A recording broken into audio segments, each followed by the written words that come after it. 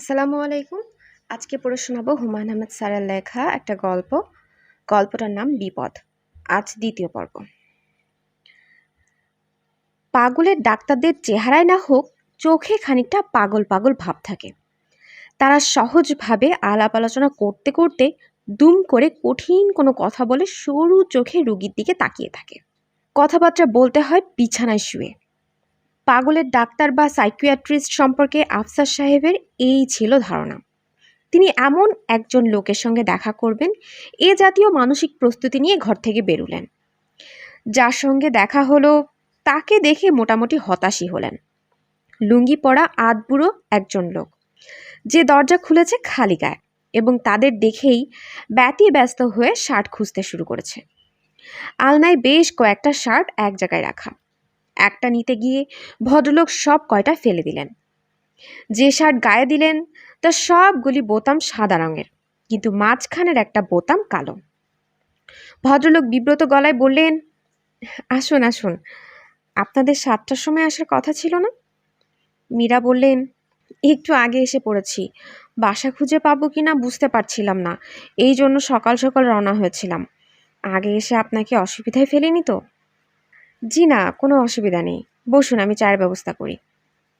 ভদ্রলোক তাদের কিছু বলার সুযোগ না দিয়ে ছোট একটা কেটলি হাতে বের হয়ে গেলেন। পায়ে স্পঞ্জের স্যান্ডেল, পরনে লুঙ্গি। সেই লুঙ্গিও যে খুব ভদ্রভাবে পরা তাও না, মনে হচ্ছে যে কোনো সময় কোমর থেকে খুলে আসবে। আফসার সাহেব বললেন, এই তোমার সাইকিয়াট্রিস্ট?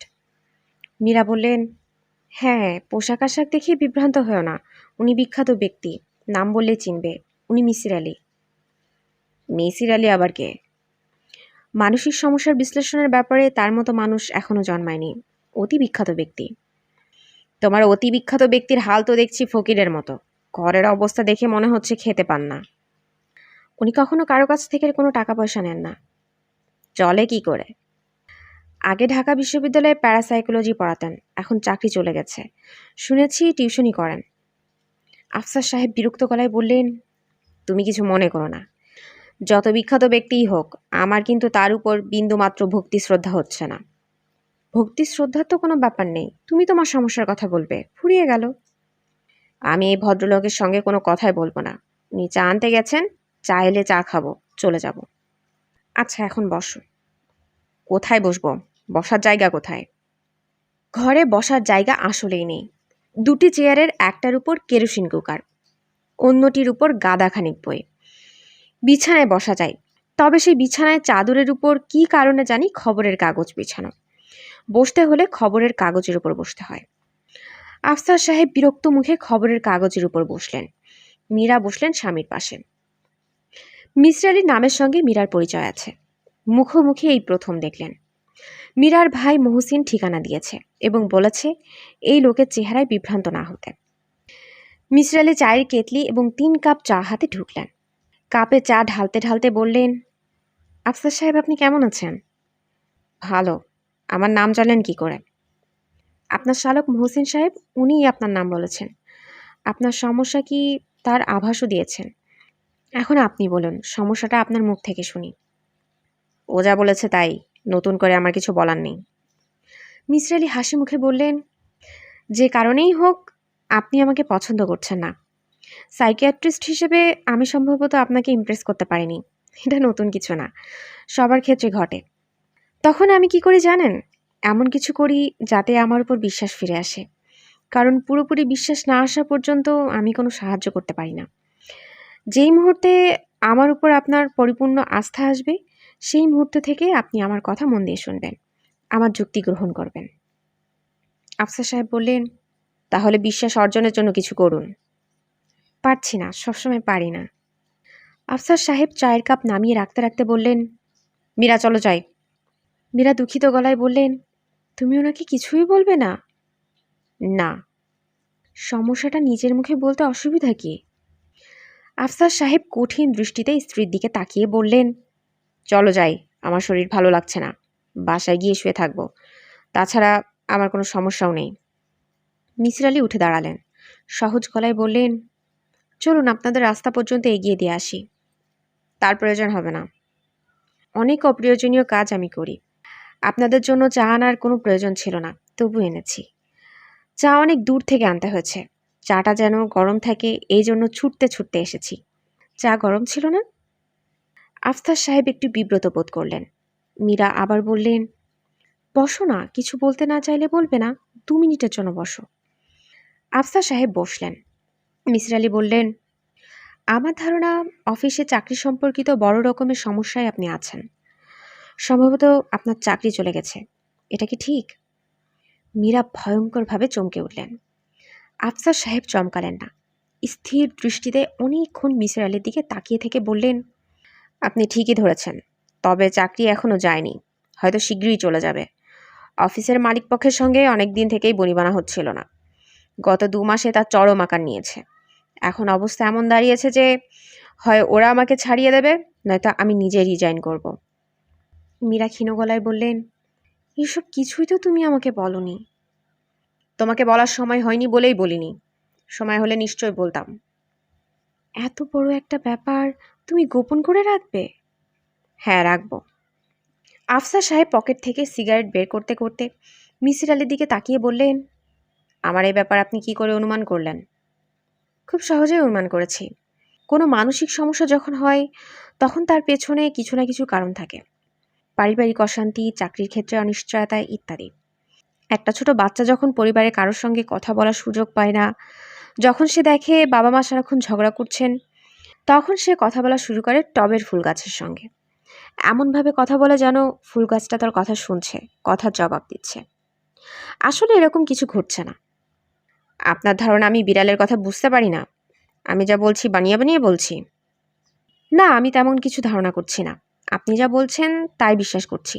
সেই বিশ্বাস থেকেই আমি এগোবো।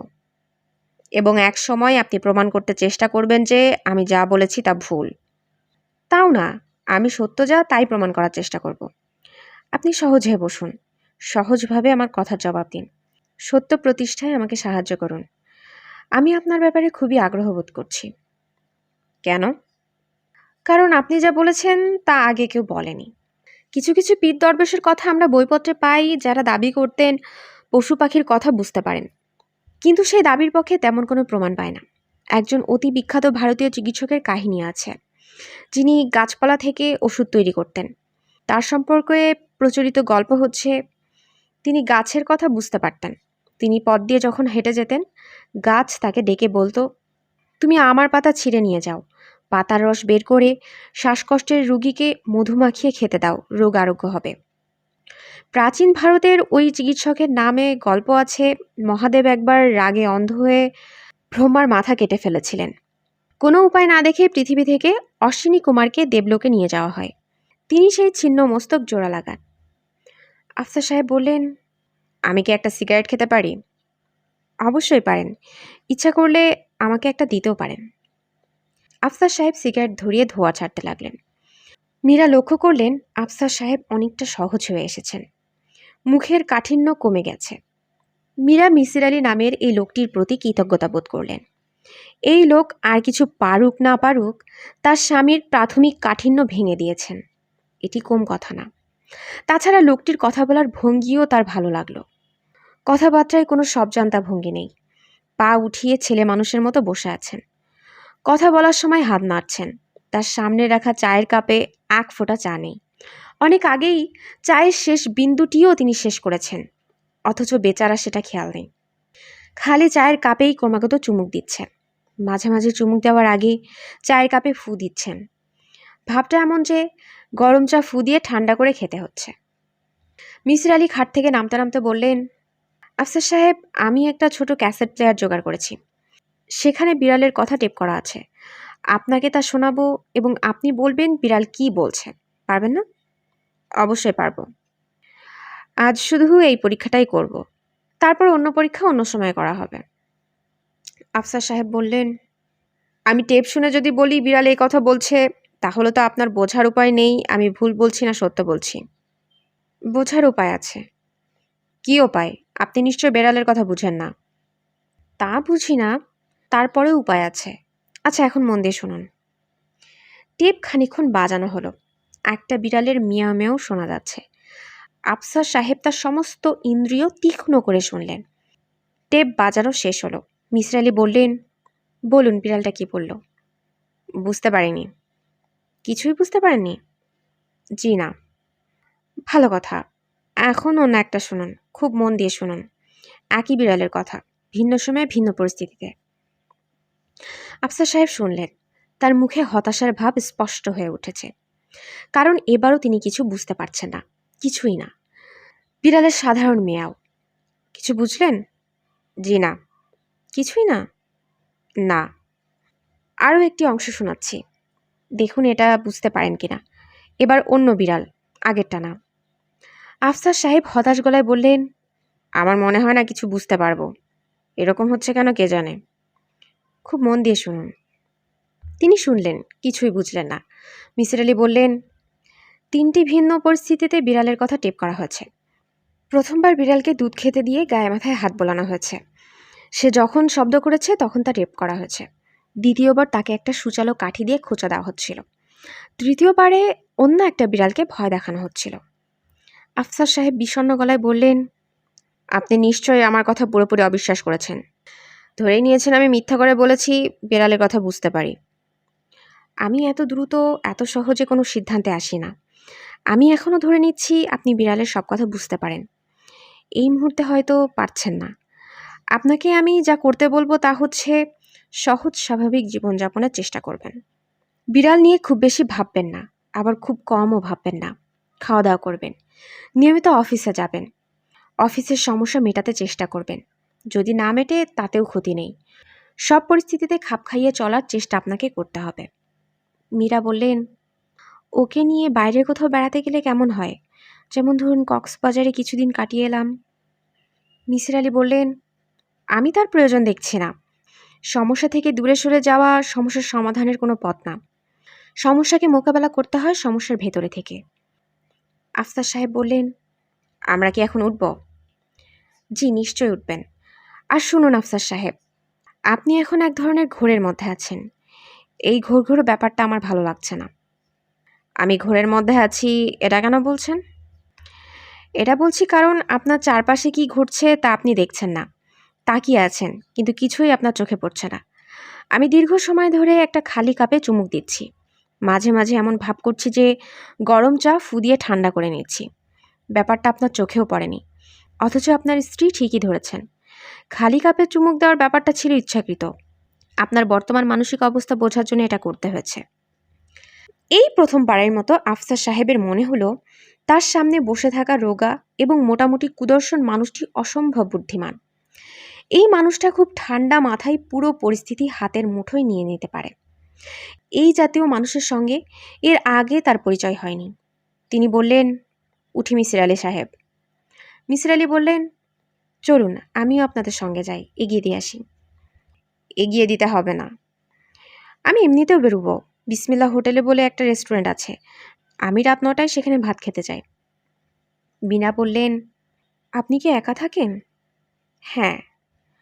আপনাকে কি কিছু ব্যক্তিগত প্রশ্ন করতে পারি? মিসির আলি সহজ গলায় বললেন, না, বিখ্যাত মানুষদের লোকজন ব্যক্তিগত প্রশ্ন করে বিরক্ত করে। আমি বিখ্যাত কেউ নই। আমার ব্যক্তিগত জীবন এতই সাধারণ যে প্রশ্ন করার কিছু নেইও। আফসার সাহেব 3 দিন পর অফিসে এসেছেন। এই 3 দিনে অনেক কাগজপত্র তার টেবিলে জমা থাকার কথা। তিনি টেবিলে কোনো কাগজপত্র দেখলেন না। এটাকে মোটামুটি অস্বাভাবিক ব্যাপার বলা যেতে পারে। তার মনে একটা ক্ষীণ সন্দেহ হলো। সেই সন্দেহ নিজের মনেই চেপে রাখলেন। অফিসে তার চেয়ারে বসার পরপর তিনি দুধ ছাড়া 1 কাপ চা খান। এই চা তার বেয়ারা নাজিম বানিয়ে দেয়। পানি গরম কড়াই থাকে। তিনি অফিসে ঢোকা মাত্র কাপে টি ব্যাগ নিয়ে তার কাছে নিয়ে আসা হয়। অপ্রয়োজনীয় কোনো কথা তিনি নাজিমের সঙ্গে বলেন না। শুধু নাজিম কেন, কারোর সঙ্গেই বলেন না। তার মতে অফিস হচ্ছে কাজকর্মের জায়গা, গল্প গুজবের আখড়া। আজ আফসার সাহেব নিয়মের ব্যতিক্রম করলেন। নাজিম চায়ের কাপ নামিয়ে রাখা মাত্র হাসি মুখে বললেন, কেমন আছো নাজিম? নাজিম বিস্মিত হয়ে বলল, ভালো আছি স্যার। ভালো থাকলেই ভালো। তুমি থাকো কোথায়? পুরানা পল্টন। বাসায় কে কে আছে? স্ত্রী, 2 ছেলে, 1 মেয়ে আর আমার মা। তোমার বাসায় কোনো বিড়াল আছে নাকি? নাজিম এই প্রশ্নের কোনো মানে বুঝতে পারল না। তার বাসায় বিড়াল আছে কি না এটা স্যার কেন জিজ্ঞেস করলেন? আফসার সাহেব দ্বিতীয়বার প্রশ্নটি করলেন, কি আছে বিড়াল? জি স্যার, একটা আছে। কত বড়? নাজিম এই প্রশ্নেরও কোনো মানে বুঝল না। বিড়াল কত বড় তার মানে আবার কি? বিড়াল তো বিড়ালের মতো বড়ই হবে। একটা বিড়াল তো আর বাঘের মতো বড় হবে না, কিংবা ইঁদুরের মতো ছোটও হবে না।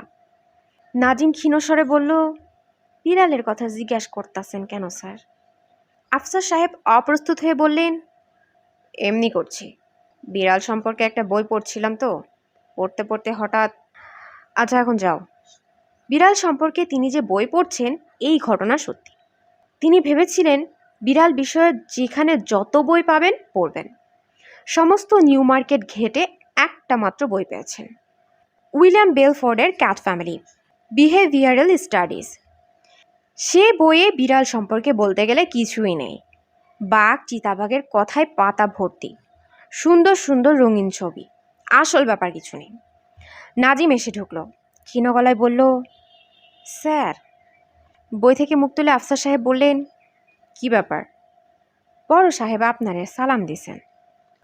বই বন্ধ করে আফসার সাহেব উঠে দাঁড়ালেন। ডেল্টা শিপিং কর্পোরেশনের বড় সাহেবের নাম ইসহাক জোয়াদ্দার। ছোটখাটো মানুষ, মেজাজ অত্যন্ত খারাপ। আফসার সাহেবকে তিনি দু চোখে দেখতে পারেন না, অবশ্যই কথাবার্তায় তা কখনো বুঝতে দেন না। স্যার ডেকেছেন? ইসহাক সাহেব হাসি মুখে বললেন, গল্পগুজব করার জন্য ডেকেছি। কেমন আছেন বলুন, শরীর ঠিক আছে? জি। 3 দিন অফিসে আসেননি, তাই ভাবলাম কোনো সমস্যা কি না। জি না স্যার, কোনো সমস্যা নেই। আপনার এক আত্মীয়ের সঙ্গে পার্টিতে দেখা, তাকে আপনার ব্যাপারে খুব উদ্বিগ্ন মনে হলো। কেন? বলছিল আপনার মাথায় কোনো সমস্যা হয়েছে। আপনি নাকি বলে বেড়াচ্ছিলেন বিড়ালের কথা বুঝতে পারেন। আফসার সাহেব চুপ করে রইলেন।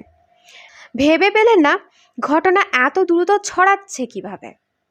মনে হচ্ছে সপ্তাহখানেকের ভেতরে ঢাকা শহরের সব লোক জেনে যাবে। পত্রিকার লোক আসবে ইন্টারভিউ নেওয়ার জন্য। বলা যায় না, টিভির কোনো ম্যাগাজিন অনুষ্ঠানেও তার ডাক পড়তে পারে। টিভির প্রযোজক একটা বিড়াল নিয়ে স্টুডিওতে উপস্থিত হবেন, চিকন গলায় বলবেন, সুপ্রিয় দর্শক মণ্ডলী, এবার আপনাদের জন্য রয়েছে এক বিশেষ ধরনের বিনোদনের ব্যবস্থা। আজ আমরা স্টুডিওতে এমন এক ব্যক্তিত্বকে এনেছি যিনি বিড়ালের কথা বুঝতে পারেন বলে দাবি করেন।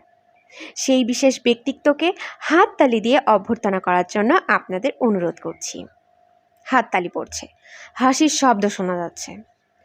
আফসার সাহেবের চিন্তায় সুতা ছিঁড়ে গেল। ইসহাক সাহেব বললেন, বিড়ালের কথা বুঝতে পারেন বলে যা শুনছি তা কি সত্যি? জি স্যার, সত্যি। I see, very interesting.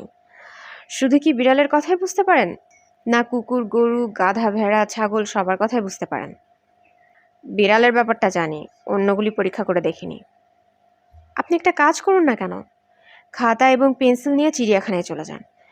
যেসব প্রাণীর কথা আপনি বুঝতে পারেন তাদের নামের বিপরীতে একটা করে টিক চিহ্ন দিন। আমার ধারণা বিড়ালের কথা যখন বুঝতে পারছেন অন্যদেরটাও ইনশাল্লাহ পারবেন। আফসার সাহেব গম্ভীর গলায় বললেন, স্যার আপনি কি আমার সঙ্গে ঠাট্টা করছেন? সরি, তা একটু অবশ্য করছি, ক্ষমা করবেন। আমি যদি বলতাম বিড়ালের কথা বুঝতে পারছি তাহলে আপনিও আমাকে নিয়ে ঠাট্টা করতেন। না স্যার, আমি করতাম না। হয়তো বা করতেন না। যাই হোক, আমি করে ফেলেছি, তার জন্য ক্ষমা চাচ্ছি। আপনি এক কাজ করুন, অফিস থেকে দিন 10 ছুটি নিন। আমার ছুটির প্রয়োজন নেই। আমার মনে হয় প্রয়োজন আছে, আপনি ছুটি নিন। সাইকিয়াট্রিস্টকে দিয়ে ভালো মতো চিকিৎসা করান, নয়তো কিছুদিন পর বলা শুরু করবেন আপনি পিঁপড়ার কথা বুঝতে পারছেন। আমি ছুটির ব্যবস্থা করে রেখেছি, যদি চান আমি কয়েকজন সাইকিয়াট্রিস্টের ঠিকানাও আপনাকে দিতে পারি। আমি স্যার তার প্রয়োজন বোধ করছি না। আপনি হয়তো করছেন না, কিন্তু আমি করছি। আমি এমন কাউকে অফিসের গুরুত্বপূর্ণ কাজ দিতে পারি না যে পশুদের কথা বুঝতে পারে। আমার এমন অফিসার দরকার যে মানুষের কথা বুঝতে পারবে। আমি লক্ষ্য করেছি আমাদের মধ্যে বেশিরভাগই মানুষের কথা বুঝতে পারে না। আফসার সাহেব উঠে দাঁড়ালেন। ইসহাক বিরক্ত গলায় বললেন, চলে যাচ্ছেন নাকি? জি, চলে যাচ্ছি। আপনার অত্যন্ত অপমানসূচক কথা আমার শুনতে ইচ্ছা করছে না। কি করবেন বলুন, আমি তো আর বিড়াল না। বিড়াল হলে হয়তো আমার কথাগুলি খুব অপমানসূচক মনে হতো না। আফসার সাহেব নিজের ঘরে ঢুকলেন। অসহ্য রাগের শরীর কাঁপছে, রাগ সামলাতে কষ্ট হচ্ছে, রীতিমতো বমি এসে যাচ্ছে। এই মানুষটি তাকে এই জাতীয় অপমান আগেও করেছে, ভবিষ্যতেও করবে। এত অপমানের ভেতরে চাকরি করার কোনো মানে হয় না, কোনো মানে হয় না। তার কিছু সঞ্চয় আছে, মিরপুরে জায়গা কিনে রেখেছিলেন, প্রভিডেন্ট ফান্ড থেকে লাখ 3 টাকার পাওয়ার কথা। বয়স এমন কিছু হয়নি, চেষ্টা চরিত্র করলে আরেকটা চাকরি কি জোগাড় করতে পারবেন না? তিনি কাজ জানেন, জাহাজ চলাচল জাতীয় যে কোনো প্রতিষ্ঠানে ভালো চাকরি পাওয়ার কথা। তিনি পিএকে ডেকে রেজিগনেশন লেটার ডিকটেট করলেন, ড্রাফট দেখে দুটো বানান ঠিক করলেন, চিঠি টাইপ করে আনতে পাঠালেন। পিএ সাধারণত কোনো কাজই দ্রুত করে না, এই কাজটা সে অত্যন্ত দ্রুত করল। তিনি চিঠিতে সই করলেন। সই করার পর তার গায়ের জ্বালা খানিকটা কমল, মন শান্ত হলো। নাজিমকে চা বানাতে বললেন। নাজিম চা বানিয়ে আনলো। নাজিম। জি স্যার। চাকরি ছেড়ে দিয়েছি নাজিম। স্যার শুনেছি। কার কাছে শুনলে? পিএ স্যার টাইপ করছিলেন, সবাইকে বলেছেন। ও, সবাই তাহলে জানে। ভালো, জানলেই ভালো। আফসার সাহেব বিস্মিত হলেন। সবাই জানে, অথচ কেউ তাকে বলল না রেজিগনেশন লেটার না দেওয়ার জন্য। এরা কি কেউ তাকে পছন্দ করে না? মানুষ হিসেবে কি তিনি এই সামান্য সহানুভূতিটুকুও পেতে পারেন না? দীর্ঘ 15 বছর তিনি নিষ্ঠার সঙ্গে এই প্রতিষ্ঠানে চাকরি করেছেন, কাজে ফাঁকি দেননি। 10টায় অফিসে আসার কথা, 10টায় এসেছেন। 5টা পর্যন্ত অফিস, কোনো দিন 5টা বাজার 10 মিনিট আগে অফিস ছেড়ে যাননি। নাজিম। জি স্যার। চা ভালো হয়েছে, তুমি এখন যাও। আফসার সাহেব রেজিগনেশন লেটার পিএর হাতে জমা দিয়ে অফিস ছেড়ে বের হলেন। তখনও দুপুরে লাঞ্চের সময় হয়নি। তার মনে ক্ষীণ আশা ছিল শেষ মুহূর্তে হয়তো সবাই এসে ভিড় করবে, তাও কেউ এলো না। তিনি দুপুরে কিছু খেলেন না, বাসায়ও ফিরে গেলেন না। দীর্ঘ সময় রাস্তায় রাস্তায় হাঁটলেন। একসময় ক্লান্ত হয়ে পার্কে ঢুকলেন বিশ্রামের জন্য। 8 বছর পর পার্কে এলেন। ঢাকা শহরের পার্কগুলি যে এখনও এত সুন্দর আছে তা তিনি ভাবেননি। পার্কে বসে থাকতে তার ভালোই লাগলো। কিছুক্ষণ আগে ভালো একটা চাকরি ছেড়ে এসেছেন, এই নিয়ে তার মনে কোনো অনুশোচনা বোধ হলো না, বরং এক ধরনের শান্তি অনুভব করলেন। পার্কে বসেই ঠিক করলেন আজ অন্য দিনের মতো 5:30টায় বাসায় উপস্থিত হবেন না, নিয়মের ব্যতিক্রম করবেন। একটা ছবি দেখলে কেমন হয়? ছাত্র জীবনে প্রচুর সিনেমা দেখতেন, গত 10 বছরে একটাও দেখেননি। সিনেমা হলে ঢুকে ছবি দেখলে কেমন লাগে কে জানে। তিনি বাড়ি ফিরলেন রাত 11টায়। শীতের দিনে রাত 11টা মানে অনেক রাত।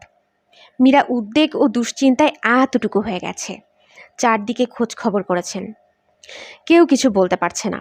মীরা ভেবে রেখেছেন 11:30 পর্যন্ত দেখবেন, তারপরে হাসপাতালে হাসপাতালে খোঁজ নেওয়া শুরু করবেন। আফসার সাহেবকে দেখে আনন্দে তার চোখে প্রায় পানি এসে গেল। সুমি রুমি ছুটে এসে জড়িয়ে ধরল বাবাকে। সুমি কাঁদো কাঁদো গলায় বলল, কোথায় ছিল বাবা? আফসার সাহেব হাসি মুখে বললেন, একটা ছবি দেখলাম। কি দেখলে? বলকা সিনেমা হলে একটা সিনেমা দেখলাম। সত্যি? হ্যাঁ সত্যি। কি নাম ছবির? ভাবির সংসার। কি আছে ছবিতে? মারামারি, কাটাকাটি, গান বাজনা, নাচ সবই আছে, কিছুই বাদ নেই। মীরা দীর্ঘ সময় স্বামীর দিকে তাকিয়ে থেকে নরম গলায় বললেন, হাত মুখ ধুয়ে খেতে এসো, তোমার জন্য আমরা সবাই না খেয়ে বসে আছি। খাবার টেবিলে বসেই আফসার সাহেব বললেন, বিড়ালকে খেতে দিয়েছ? মীরা শীতল গলায় বললেন, ওইসব নিয়ে তোমাকে চিন্তা করতে হবে না। বিড়ালকে কি খাবার দিয়েছ? হ্যাঁ। ভালো মতো দিয়েছ? হ্যাঁ, ভালো মতোই দেওয়া হচ্ছে। তুমি ভাত খাও তো। কেন জানি খেতে ইচ্ছা করছে না, 1 গ্লাস দুধ দাও, দুধ খেয়ে শুয়ে পড়ি। ভাত সত্যি খাবে না? না। মীরা গ্লাসে করে দুধ নিয়ে এলেন। দুধের গ্লাস রাখতে রাখতে ইংরেজিতে বললেন, শুনলাম তুমি নাকি চাকরি ছেড়ে দিয়েছ? হ্যাঁ, কার কাছে শুনলে? অফিস থেকে টেলিফোন করে জানিয়েছে। ও, এত বড় একটা সিদ্ধান্ত নেওয়ার আগে আমাকে জিজ্ঞেস করার প্রয়োজন মনে করলে না? জিজ্ঞেস করা তো অর্থহীন, সিদ্ধান্ত নেব আমি, এই সিদ্ধান্ত তুমি তো দিতে পারবে না। সংসার চলবে কিভাবে? অসুবিধা হবে না, চলবে। এই বাড়ি ছেড়ে দিতে হবে, এখন তো আর 8,000 টাকা বাড়ি ভাড়া পাবে না, 2 কামরার একটা খুপছির ঘর নিতে হবে। নেব, মানুষের দিন তো সবসময় সমান যায় না, এখন আমার দিন খারাপ যাচ্ছে। আফসার সাহেব দুধের গ্লাস হাতে উঠে পড়লেন। মীরা বললেন, কোথায় যাচ্ছ? তোমরা খাওয়া শেষ করো, আমি বারান্দায় বসি। আমাদের সঙ্গে বসো না। এখন বসতে ইচ্ছা করছে না, একটু একা একা থাকি। বারান্দায় বসার কিছুক্ষণের মধ্যেই বিড়ালটাকে তার বাচ্চা দুটিকে নিয়ে এগিয়ে আসতে দেখা গেল। আফসার সাহেব কান পেতে রইলেন। হ্যাঁ, বুঝতে পারছেন, কথা বুঝতে তার কোনোই অসুবিধা হচ্ছে না।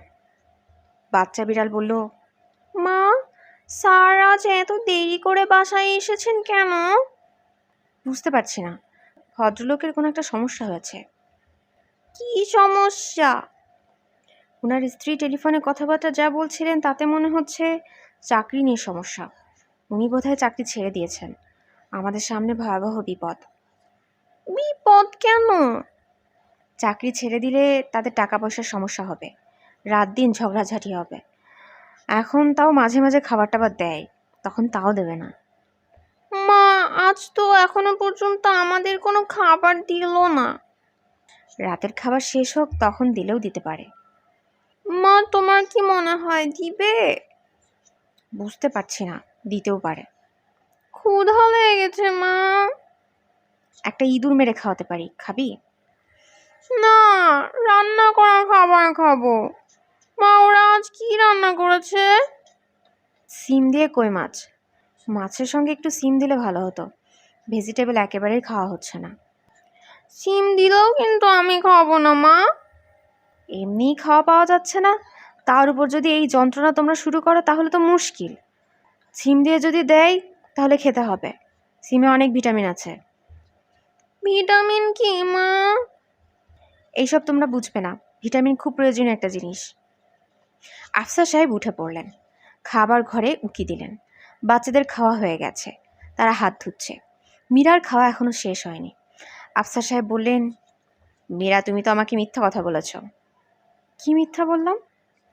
তুমি বলেছ বিড়ালের খাবার দিয়েছ, আসলে দাওনি। এটা এমন কোনো মিথ্যা না যার জন্য তুমি এমন কঠিনভাবে বাচ্চাদের সামনে আমার কাছে কৈফিয়ত তলব করবে। আমাকে মিথ্যা কথা কেন বললে? কেন বললে বিড়ালের খাবার দেওয়া হয়েছে? তুমি হঠাৎ করে যাতে আপসেট না হও সেই জন্য সামান্য মিথ্যাটা বললাম। তোমার দুশ্চিন্তার কোনো কারণ নেই, এক্ষুনি খাবার দিচ্ছি। যদি চাও চেয়ার টেবিলে দেবো, কাঁটা চামচ দেবো, সালাদও বানিয়ে দেবো। আফসার সাহেব কঠিন কিছু কথা বলতে গিয়েও বললেন না। মীরা বললেন, তুমি যে অসুস্থ হয়ে পড়েছো তা কি তুমি বুঝতে পারছো? জীবনে কোনোদিন তুমি নিজের মেয়েদের খাবারের ব্যাপারে কোনো খোঁজ নাওনি। আজ ব্যস্ত হয়ে পড়েছে বিড়াল নিয়ে, অকারণে হইচই করছো। তোমার স্বভাব চরিত্র বদলে যাচ্ছে, একা একা সিনেমা দেখে ফেললে। আমরা দুশ্চিন্তা করতে পারি এটা একবারও তোমার মনে হলো না। সরি। থাক, সরি বলতে হবে না। মীরার রাগ বেশিক্ষণ থাকলো না, কিছুক্ষণ পরই নরম গলায় বললেন, কিছু মনে করো না, অনেক কড়া কথা বলে ফেলেছি। আমি দেখতে পাচ্ছি তুমি এক ধরনের সমস্যার ভেতর দিয়ে যাচ্ছ। তোমার সঙ্গে আরও শান্ত ব্যবহার করা উচিত ছিল, তা করিনি, আমি লজ্জিত। এসো, তুমি ঘুমোতে এসো। ভয় নেই, তোমার বিড়ালকে খেতে দিয়েছি, 2টো আস্ত কই মাছ দিয়েছি। আফসার সাহেব বললেন, সঙ্গে সিম দিয়েছ তো? সিম? হ্যাঁ, সিম। বিড়ালের বাচ্চা দুটি গ্রিন ভেজিটেবল একেবারেই খেতে চায় না, অথচ ওদের দরকার। মীরা অদ্ভুত চোখে তাকিয়ে রইলেন। খানিকক্ষণ পর স্বামীর হাত ধরে বললেন, এসো, ঘুমোতে এসো। সেই রাতে আফসার সাহেব ভয়ঙ্কর একটা দুঃস্বপ্ন দেখলেন। ঘুমের মধ্যেই বিকট চিৎকার করতে লাগলেন। মীরা তার গা ঝাঁকাতে ঝাঁকাতে ব্যাকুল হয়ে ডাকতে লাগলো, কি হয়েছে? বলো না কি হয়েছে? রুমে সুমিও ঘুম ভেঙে বাবার ঘরে ছুটে এলো। আফসার সাহেব চোখ মেলতেই মীরা কাঁদো কাঁদো গলায় বললেন, কি স্বপ্ন দেখেছো? কি স্বপ্ন? আফসার সাহেব হতচকিত চোখে তাকাচ্ছেন, কিছু বলতে পারছেন না। তার সারা গা ঘামে ভিজে গেছে, তৃষ্ণায় বুক ফেটে যাচ্ছে। মীরা বললেন, কি স্বপ্ন দেখলে? আফসার সাহেব ক্ষীণ গলায় বললেন, পানি খাবো, 1 গ্লাস খুব ঠান্ডা পানি দিতে বলো। সুমি পানি আনতে ছুটতে গেল। আফসার সাহেব তৃষ্ণার্তের মতো পানি পান করলেন। পানির গ্লাস এত উঁচু করে ধরলেন যে কিছু পানি গলা বেয়ে নেমে শার্ট ভিজে গেল। কুদ্দুস যে থাকে ঘরের অন্য প্রান্তে, সে উঠে এসেছে। ঘুমের মধ্যে আফসার সাহেব যে ভয়ঙ্কর চিৎকার দিয়েছেন তা ঘরের শেষ পর্যন্ত গিয়েছে। মীরা স্বামীর গায়ে হাত রেখে কোমল গলায় বললেন, কি দুঃস্বপ্ন দেখেছ? আফসার সাহেব ক্লান্ত গলায় বললেন, আমি স্বপ্ন দেখেছি আমি একটা বিড়াল হয়ে গেছি। বিড়াল হয়ে মাঠে ছোটাছুটি করছি। জ্যোৎস্না রাত, আবছা সব কিছু দেখা যাচ্ছে। আমি অসম্ভব ক্ষুধার্ত। আমি বসে আছি ইঁদুরের গর্তের কাছে। একসময় একটা ইঁদুর বের হলো। আমি লাফ দিয়ে ইঁদুরের উপর ঝাঁপিয়ে পড়লাম। ইঁদুরটাকে ছিঁড়ে টুকরো টুকরো করলাম। আমার সমস্ত মুখে ইঁদুরের রক্ত লেগে গেল। মীরা নরম গলায় বললেন, স্বপ্ন হচ্ছে স্বপ্ন, স্বপ্ন নিয়ে মাথা ঘামানোর কোনো কারণই নেই। ভোর হোক, আমরা মিসির আলি সাহেবের কাছে যাব, ওনাকে সব বলবো। আমি কোথাও যাব না। আচ্ছা বেশ, যেতে না চাইলে যাবে না। আমাকে আরও এক গ্লাস পানি দাও। মীরা পানি নিয়ে এলেন। আফসার সাহেব ক্লান্ত গলায় বললেন, মীরা দেখো, আমার হাত দুটো ইঁদুরের গন্ধ, বিশ্রী পচা গন্ধ। কি বলছো তুমি? হ্যাঁ সত্যি তাই। এই হাতে আমি ইঁদুর ধরেছি, গন্ধ তো হবেই। তুমি শুকে দেখো। পাগলামি করো না তো, ঘুমোতে যাও। তুমি বলছো মন গড়া কথা। তুমি কি ইঁদুর কখনো চোখে দেখেছো যে ইঁদুরের গন্ধ কেমন তা জানবে? আরাম করে ঘুমাও তো। আফসার সাহেব ঘুমোতে গেলেন না। বাথরুমে ঢুকে অনেকক্ষণ সাবান দিয়ে হাত ধুলেন। তাতেও তার মন শান্ত হলো না। শাওয়ার ছেড়ে দিয়ে দীর্ঘ সময় গোসল করলেন। যখন বেরিয়ে এলেন তখন তার চোখ লাল হয়ে আছে, গায়ে ঈষৎ গরম, সম্ভবত জ্বর আসছে। তোয়ালে হাতে মীরা দাঁড়িয়ে আছেন। রুমি সুমিও আছে। তারা যথেষ্ট পরিমাণে ভয় পেয়েছে, তবে চুপ হয়ে আছে, কিছু বলছে না। আফসার সাহেব লক্ষ্য করলেন খাবার টেবিলের নিচে দুটো বাচ্চা নিয়ে মার বিড়ালটা বসে আছে। তারা কথা বলছে ফিসফিস করে, তবে তাদের ফিসফিসানি বুঝতে আফসার সাহেবের কোনো অসুবিধা হচ্ছে না। বাচ্চা বিড়াল বলছে, মা ওনার কি হয়েছে? বুঝতে পারছি না। শীতের সময় এত ভোরে কেউ গোসল করলে ঠান্ডা লাগবে না? তা তো লাগবেই, দেখছিস না শীতে কেমন লাগছে। ভদ্রলোকের কিছু একটা সমস্যা হয়েছে, সমস্যাটা আমি বুঝতে পারছি না। বোঝার চেষ্টা করো না কেন মা? তোমার তো কত বুদ্ধি। বুঝে লাভ কিছু নেই, ওনাকে সাহায্য করতে পারবো না। আমরা হচ্ছি পশু, পশু কখনো মানুষকে সাহায্য করতে পারে না। ভদ্রলোক এত কষ্ট পাচ্ছেন, আমরা কিছুই করব না? প্রার্থনা করতে পারি। প্রার্থনা কি? প্রার্থনা হচ্ছে সৃষ্টিকর্তার কাছে কিছু চাওয়া। সৃষ্টিকর্তা কে মা? যিনি আমাদের সবাইকে সৃষ্টি করেছেন। আমাদের সবাইকে কে সৃষ্টি করেছেন? আহা চুপ করো তো, দিন রাত এত প্রশ্নের জবাব দিতে ভালো লাগে না।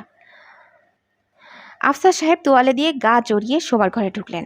মীরা বললেন, গরম এক কাপ চা এনে দিই। দাও। মীরা চা বানিয়ে এনে দেখলেন আফসার সাহেব আবার সাবান দিয়ে হাত ধুচ্ছেন। মীরাকে দেখে ফ্যাকাশেভাবে তাকালেন। ক্লান্ত গলায় বললেন, মীরা আমি মনে হয় পাগল হয়ে যাচ্ছি। বিপদ গল্পের ৩য় পর্ব এখানেই শেষ। এর পরের পর্বগুলো নিয়ে খুব শীঘ্রই আসছে আমাদের ইউটিউব চ্যানেলে।